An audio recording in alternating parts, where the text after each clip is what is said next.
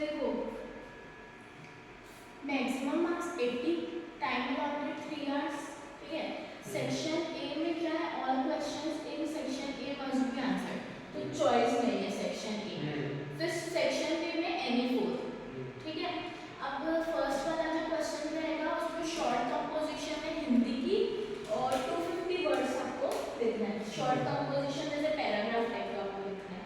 250 words मतलब कितना कितना लिखना है? 250 वर्ड्स मतलब 10 लाइन्स, 15 मार्क्स का है। इसमें से टोटल में से आपको 8 लिखना है। कितने दिए हैं? 4 दिए हैं, उसमें से 8 लिखना है। हिंदी में तो थोड़ा इजी है लिखना।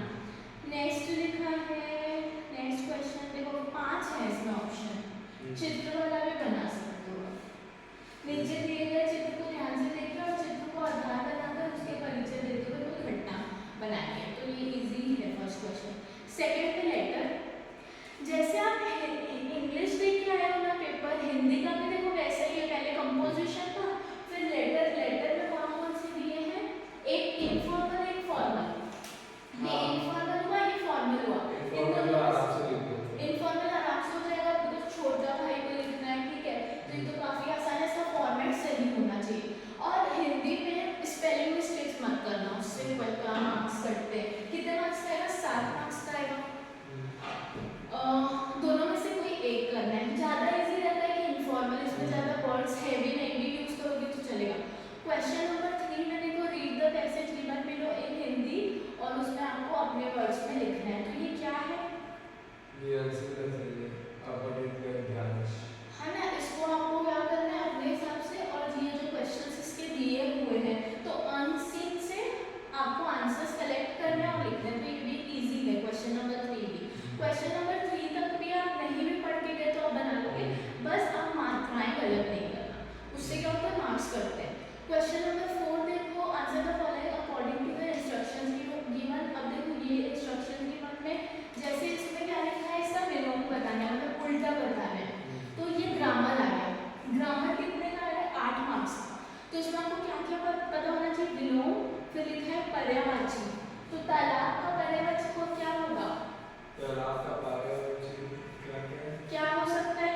तालाब पर हो सकता है सरसरोवर, सरी सरिता कि पोखर पात्र, क्या हो सकता है? सरिता। इसमें तो टिक ही करना है, तो ज्यादा टफ नहीं है। फिर काला का भाववाचक, अब देखो काला का भाववाचक तो क्या होता है इसमें? भाववाचक क्या? भाववाचक मतलब जिसमें वो इमोशन टाइप का रहता है। काली, कलीमा, कलात्मक।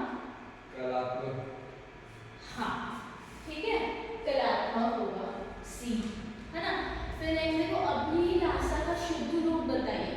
तो ऐसे ना ये ग्रामर है आपके 8 मार्क्स, ठीक है। क्वेश्चन नंबर कौन सा था ये? Question number 4।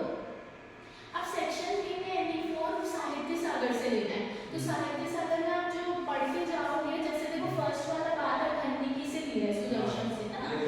तो ये आप इसमें से कुछ चैप्टर्स स्किप कर दो, कुछ चैप्टर्स जो आपको एकदम इजी लगते हैं उसको एकदम डीपली पढ़ के जाओ, और फिर इसका कौन सा वाला? बात अठन्नी की।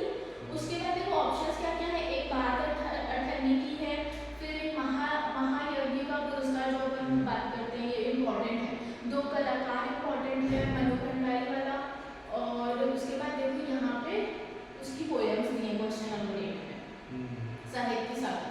तो यहाँ तक का क्या है, ये चैप्टर्स थे, उसके बाद ये पोएम्स हो गए। नेक्स्ट 2 कलाकार करना है एक बार, और मतलब चैप्टर्स को एक बार गो थ्रू कर लो, अभी भी एक दिन और है। उसमें read the extract given below and answer in Hindi question. अब देखो ये पोएम है, तो फर्स्ट वाला क्या था? पहले कंपोजिशन था, फिर ग्रामर पार्ट आएगा, लेटर वगैरह आएगा पहले सेक्शन।